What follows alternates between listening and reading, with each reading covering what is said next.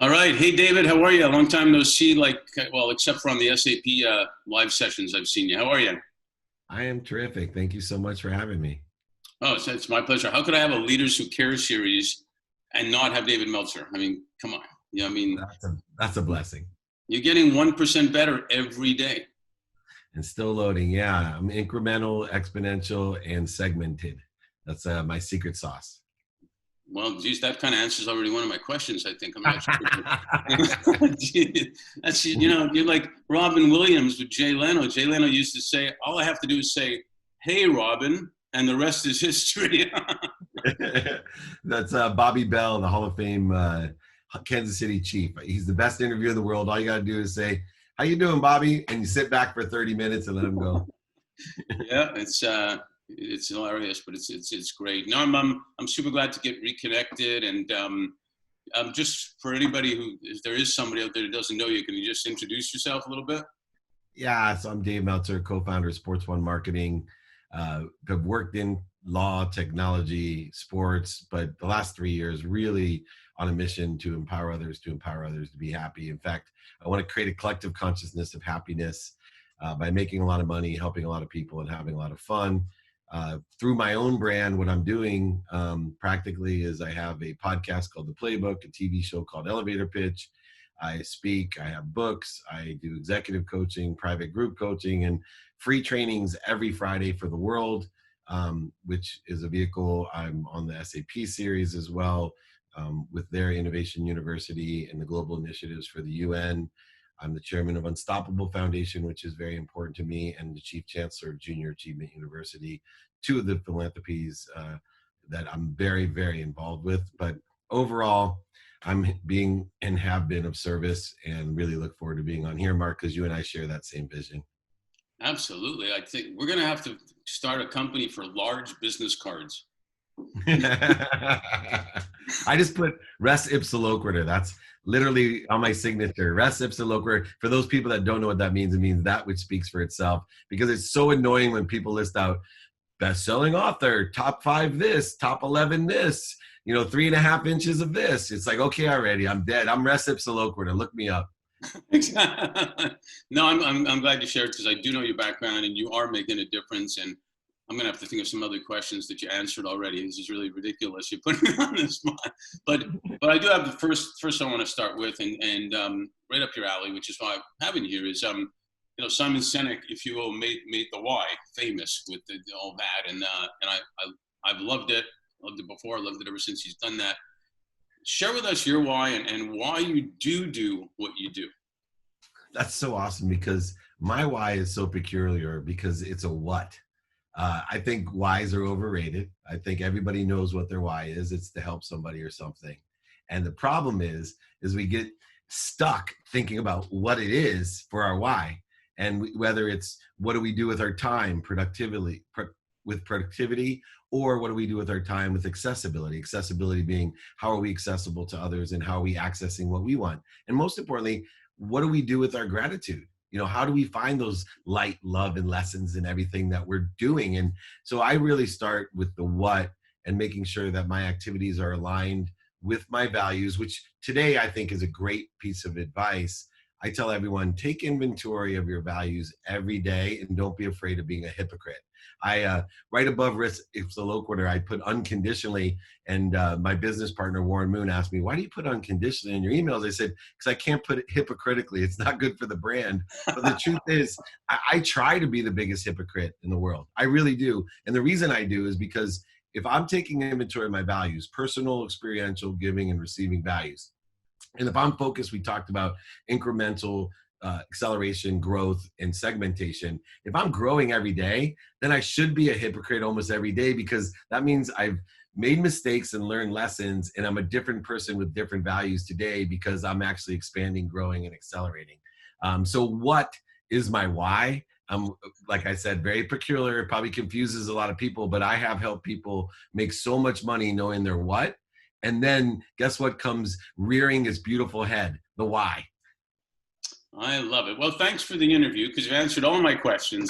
And which I knew was going to happen. So, but no, it's spectacular, and you know, I want to talk about, you know, what differentiates you as a leader who care, because in my experience, I'm sure yours, it's taken almost decades to finally get to the point, and you mentioned it briefly, where corporate brands, family offices and whatnot are realizing that they do have to align with social impact to do as good as in everything from making money, the community, etc.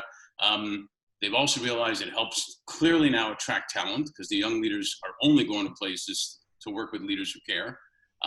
And obviously it's great for business to do that. So you've been deeply engaged in sports, there's no doubt. By the way, I love Warren Moon, a little side thing here, because I'm Canadian, and the Canadians took him in when no one else would take him in to be a quarterback with the Edmonton Eskimos. And I love the way he talks about visualization of the game and everything. He's a superstar. So he doesn't, I've met him a couple of times through your things, but doesn't know me, but you can tell him an ex-Montreal Alouette fan loved him when he played for the Eskimos. So after that whole long time, you've also been involved to a great degree with Unstoppable Foundations. You got the balance of the sports, Unstoppable. What differentiates you, as I said, as one of the leaders who care from those experiences and dealing with leaders of both worlds? Yeah, I think understanding the two currencies that exist, and this is a blend, a reconciliation that is a practice of mine. And my journey is one of understanding my relationship to the first currency, which is money. There's three worlds in that currency. I grew up in a world of not enough. I had a single mom, 6 kids. I used to pack my dinner in a paper bag. But my goal in life was to buy my mom a house and a car. And I had attached my emotions to money. Money was going to buy me happiness and love, because there's the only time there wasn't happiness or love in my life was when there was financial world, moving into the world of just enough of everything for everyone, where 9 months out of law school, I was a millionaire. I bought my mom the house and the car, reaffirmed that money bought love and happiness. And then through circumstances, 2 years before I lost everything. I know this is confusing to most people, because most people know, I lost over $100 million. But 2 years before that, I went through my quantum shift. I learned that money doesn't buy happiness or love, but it does allow you to shop. And I needed to start shopping for the right things. I had to stop buying things I didn't need. I had to stop buying things to impress people I didn't like. I had to put purpose. My what needed to align with a why. And so I shifted the paradigm of value and started to live my life of service, understanding that money was still a currency, right? With a green card, you can buy so much, gold card more, platinum card more, black card more. But then I started working with faith. And, not in the religious context. I believe in almost every religion, as long as it makes you feel good. But for me, faith is a great source of currency. And that faith allows the aggregate of what I think, say, do, believe, and even the unconscious competencies that are inherent in what I've ancestrally inherited, as well as past lifetimes or future lifetimes. I believe that my frequency, my characteristics, my obsessions, addictions, my personality all create a combo of the law of Goya, which is John Asseroff taught me, get off your ass, all the way through my conscious, subconscious, and unconscious being to the law of attraction, and where I can live in a world of more than enough of everything, for everyone. And so I see everything coming through me now, not for me, in that world of more than enough. And I do it with appreciation, meaning, I want everything to come through me. I'm grateful for having it. Then I add value. If a car appreciates or a house appreciates, you add value. Then I give it away. So my biggest journey in life or practice is to clear the connections on each side of me. The one that's connected to the greatest source of power, light, and lessons, and the one that's connected to everything else. And once again, that's where the what and the why is so important, because if you don't know what it is, you can't clear those connections on either side. And the why will allow you to harness that energy, that light. That why will take you from motivation to inspiration. The what will get you motivated, right? It'll get you started. And there's a lot of people out there are great motivators. I try to be a little motivation, but I really focus on being inspirational. I want to be the guy, let some of these other guys get you all juiced up. I want to take you there. Let them get you up when you're down. I want to take you there with pragmatic advice, with lessons and strategies and elements and all the things through my journey that I've learned to step by step allow somebody to enjoy the consistent, everyday, persistent, without quit pursuit of their potential, not mine. Yeah, no, I appreciate you sharing that. And you talked about parents, and I just did an article through LinkedIn and whatnot about well-being and everything, and I referred back to my grandparents saying, and I'm sure most grandparents have said this, as long as we have our health, that's the most important thing. Yeah. It's true. And now, if you look at where we are, I mean, the speed of the change, technology in the last 50 years, not to mention the last 10 years, is unbelievable. COVID-19, social, economic impact, both. And what I wanted was knowing the experiences you've gained from participating, watching sports, how that impacts us greatly as human beings, all those things put together. How do you see the future of work, the future of business, in the sense of what we think is important? That's so great. I believe that our values have been adjusted because we have time to look at our values. And I think a lot of people have forgotten a lot of things. I was talking to Deepak Chopra last week, who said the real change is that people cannot take their existence for granted. And you just said it, right? That's health is one. When you don't take your existence for granted, health becomes a priority.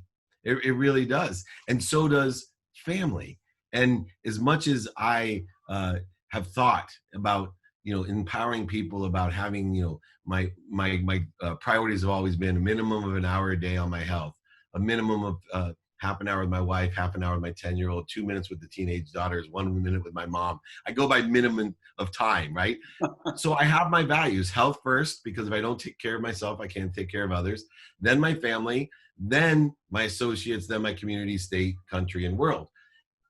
Interestingly enough, right, when you question your existence, you are forced to prioritize the things that are important. Well, even though I've done that, my biggest lesson of COVID is that I'm not the father I thought I was. I'm not the husband I thought I was. I could be so much better. And more importantly than being a better father and a better husband, I can enjoy what I have more.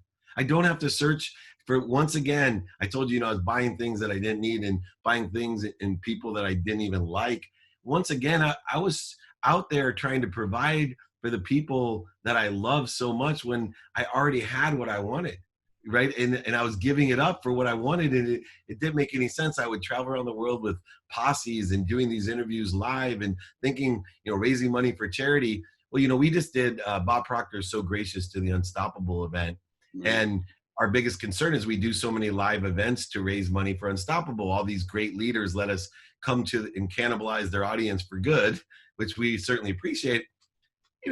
Unbelievable. I started thinking about, just on the charitable side, we raised hundreds of thousands of dollars with Bob Proctor last weekend, and it didn't cost us a penny.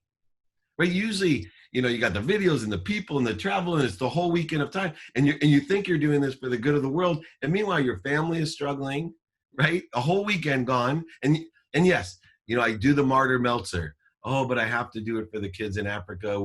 I'd stay. What do you? And it's BS. This is what COVID allow us to do, is to reevaluate our values and really get a slap in the face of what are you experiencing. And I think my biggest challenge now is, what is it going to look like for David Meltzer when I'm able to have a full, I work in the sports industry and I travel 200 days a year, and I'm already talking to my wife about how many days I'm going to work from home.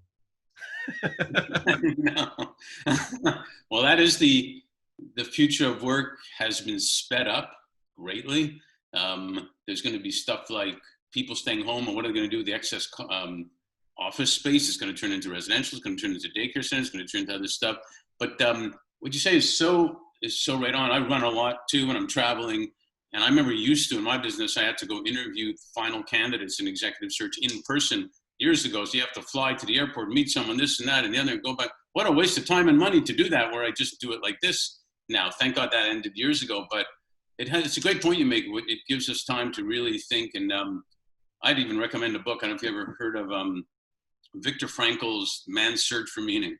Oh, I love it. Yeah. Even in suffering. The mindset of all mindset books. That's so good. Great book. Hey, so what role do you see then current and even graduating upcoming leaders who care to ensure that the financial, the physical, and the mental well-being of their people, their talent, what they're gonna, are they gonna like pay more attention to it and understand that it's so critical for their business, but also flows into the community. I think we're seeing a little bit of it right now as we get a little farther along of the pause. What's really going to be the challenge as a leader is the noise. And so you're really going to have to focus, whether it's on the health of our spectrum or the financial well-being, whatever it may be. There's so much accessibility and noise that the people that can really focus on their frequency, their spectrum, and their clear message. Because as this is all created together right now, the next evolution is back to these smaller groups. Right? These smaller groups where you have great credibility, where you have personal and emotional attachment. Even LinkedIn, we were with this founder of LinkedIn yesterday, Eric Lee, and they're going to a hub strategy. So, one of the biggest issues is so much noise and credibility issues, not just the news. What is the real stable data and news, but it's actual people. There's so many people that are not what they appear to be. So, financially, blockchain makes micro communities. Marketing wise, Dave Meltzer is his own marketing community, right? And we're older, so we get it. When we had businesses in the old days, take Indiana, which is my favorite. They put the courthouse in the middle, the barber shop, the law office, the dental office, right? Everything around the courthouse. And there's 300,000 people, and they all fed into the center of town.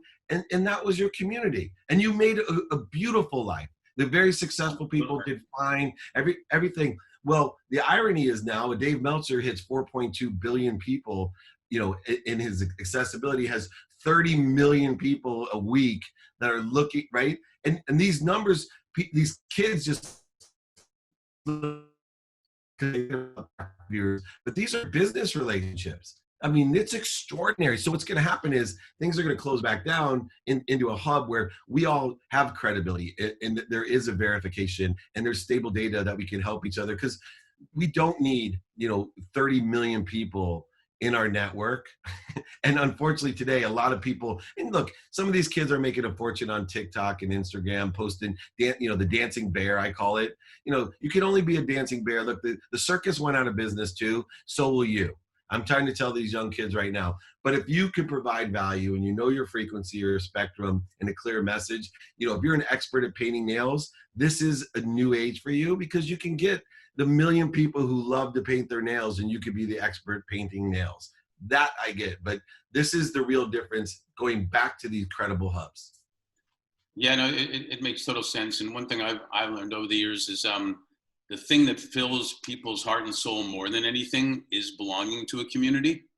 And sometimes if you try to solve yourself climate control or solve this whole thing, chances are you're probably not going to do anything, rather than doing like you're doing, focusing on what you do best. And if each of us does it, then the community benefits, is what should happen. Yeah, it's the connectedness. We get to see the oneness of everyone. If we all find our own superpowers and utilize them and put them in the right place, it's all going to fit together in an abundant world of more than enough. It's math to me. Yeah, and you should be a couple of last things to speak about, doing some good stuff. We were fortunate to get the executives of Pepsi. In about 2.5 days, we got the executives of Pepsi to tie into John Krasinski, who we work with, and Some Good News, and Guy Fieri, and donate $3 million to the Restaurant Employees Relief Fund on John's show and everything. And nobody made money on it, which wasn't the point. It was, but the feeling you get from that is obviously incredible, and the relationship you get from that in community. And it takes unfortunately, sometimes it takes sometimes a little kid getting hit in a small town by a car, and they finally put up the stop sign. Yeah. You're exactly right. And sometimes it takes everybody to get sent to their rooms to clean the environment. No kidding. No kidding. So with that statement, you may have answered it a little bit. What piece of advice would you give the graduates right now, the future leaders who care, if you could just tell them a couple things? Yeah. So number one, capabilities. I define capabilities as your skills, your knowledge, and that common denominator of success, which is the must be what you can be attitude. And if you're developing your skills, not only by practicing, but by asking for help and mentorship, if you're not acquiring knowledge, not only by seeking it, but also through mentorship, and if you're not practicing ending fear, living an inspired life to be what you must be, you're making a huge mistake. These capabilities that you develop right now, these knowledge that you gain in the inspiration that you get, it's going to separate you, because you could take those capabilities and make them synergistic and supplementary to a ton of new opportunities that will avail themselves as we progress. They already have, but they're going to continue to progress. And as the more skills you have, the more options you have. The more knowledge you have, the more options you have. And I will tell you, the most common denominator, how many options that you'll have, and the key to success, the thermostat of life, is how happy and inspired you are. So if you develop the practice to stay inspired, to must be what you can be, and I have formulated as enjoy, find the light, the love in the lessons, in the consistent everyday, persistent, without quit, of your potential. Don't vote for what other people want for you. There's plenty of other people that will tell you what they want for you. You're going to end up resenting them. Take it like a handful of sand. Be grateful for the sand. Let it fall through the cracks in your fingers if it doesn't align with your values. So that's what I say. Last piece of advice as well, as I always tell kids, be kind to your future self and do good deeds. Can't end it better than that, so I'm not going to say anything because it wouldn't be right. Love you, man. Great job. Thanks to Jake and Justin for helping out, and be well. We'll talk soon. We'll do it again. Thanks. Call me if you need anything. I appreciate you. You too, man. Bye, guys.